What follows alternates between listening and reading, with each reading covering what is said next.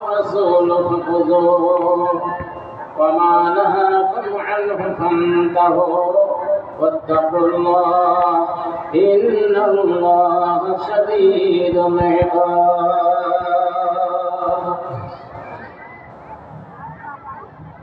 পথিকের বেশে হয়েছে তোমার এ ধরায় আগমন সব কিছু ফেলে চলে যাবে তুমি আসিলে মরণক্ষণ পথিকের বেশে হয়েছে তোমার এ ধারায় আগমন সব কিছু ফেলে চলে যাবে তুমি আসিলে মরণক্ষণ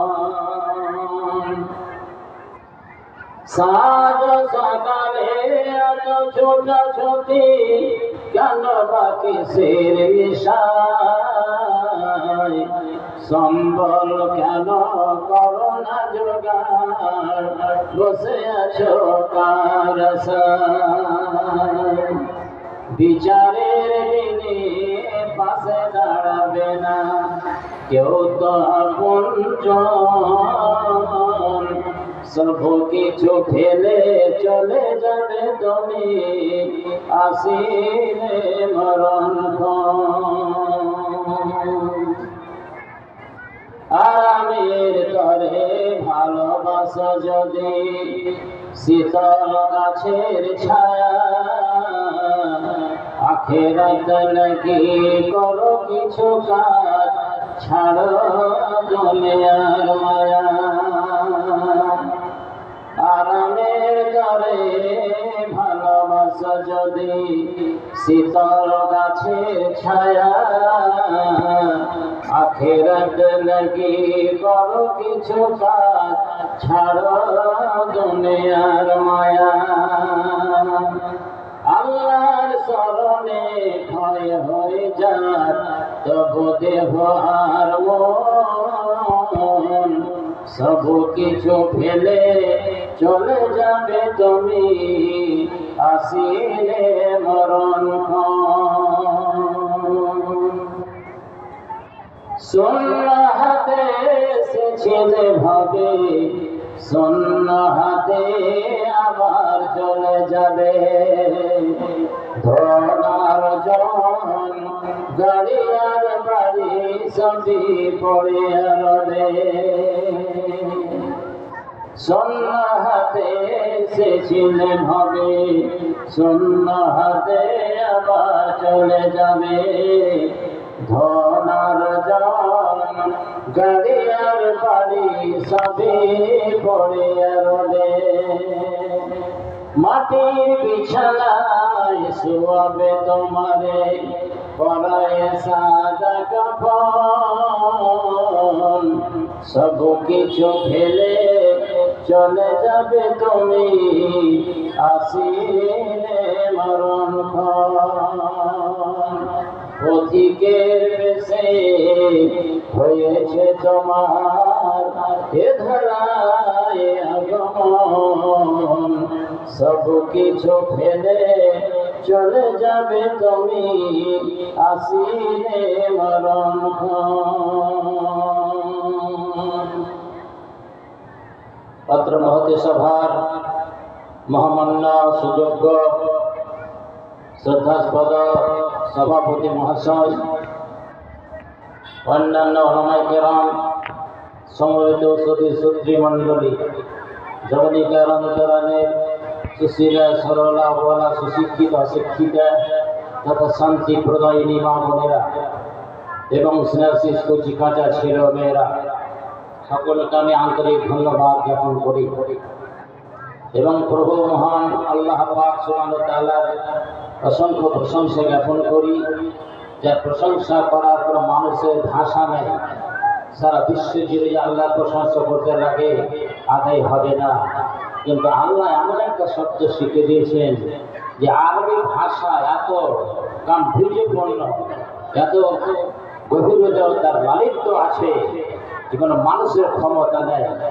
সেই মহান আল্লাহ পাক কোরআনে ওই সর্বপ্রথম একটা বাক্য বলেছেন, আর সেই বাক্যের মধ্যে একটা অক্ষর আছে, একটা অক্ষর সারা বিশ্বের সমস্ত প্রশংসা মানে প্রকাশ করে, অর্থাৎ আলহামদুলিল্লাহ।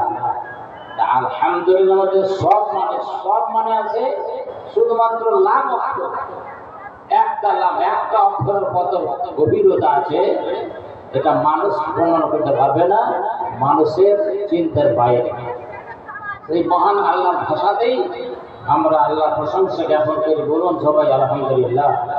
যে আল্লাহ আমাদেরকে আজকে এই পবিত্র মহফিলে যেখানে আসলে জলসা শোনার পরে আল্লাহ সব গুনাহ মাফ করে দেন। বলুন আলহামদুলিল্লাহ।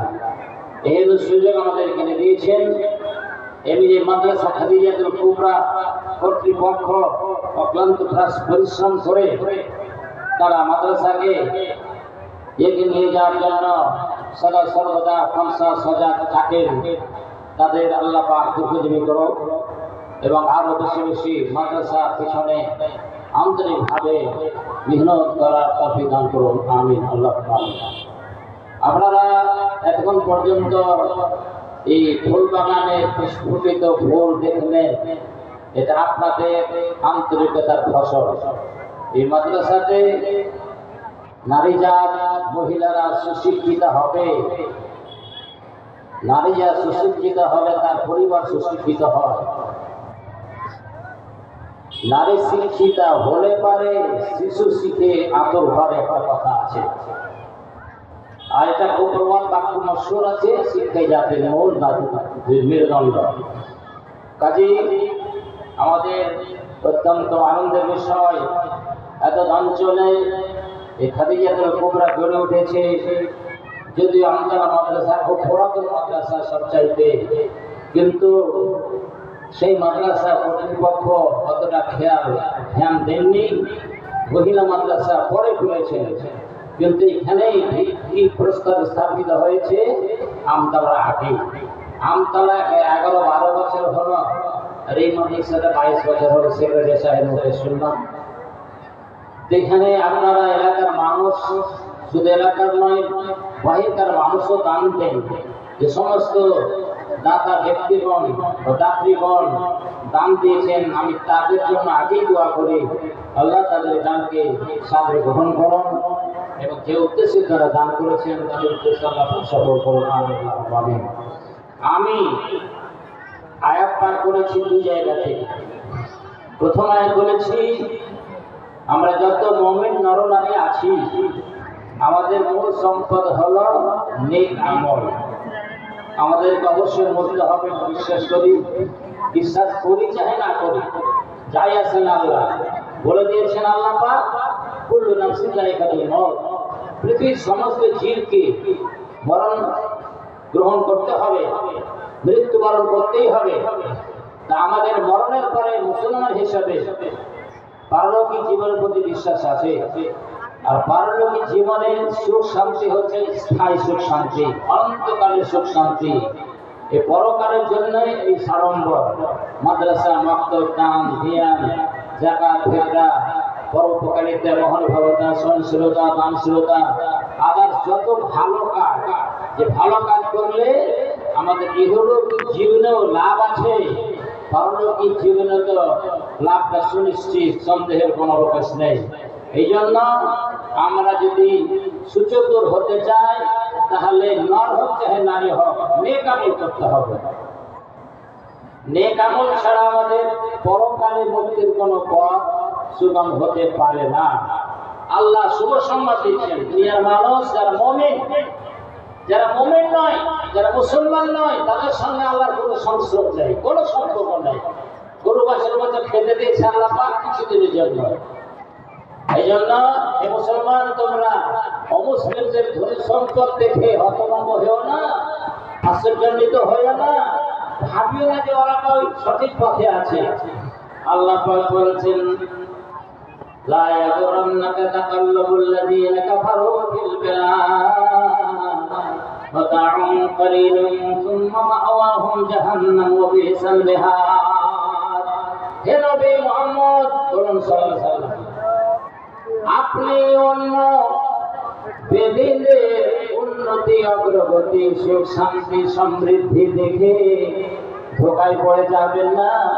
হে মুমিন মুসলমানেরা, তোমরা বলা হচ্ছে মুসলিমদের গাড়ি বাড়ি সুখ সমৃদ্ধি অর্থনীতি বিল্ডিং জমি জায়গা থেকে তোমরা প্রতারিত হও না, তোমরা ধোকায় পড়ে যাও না। ভাবের মনে মনে সঠিক আছে না, আমি তাদেরকে কিছুদিনের জন্য সময় দিয়েছি ভোগ করার।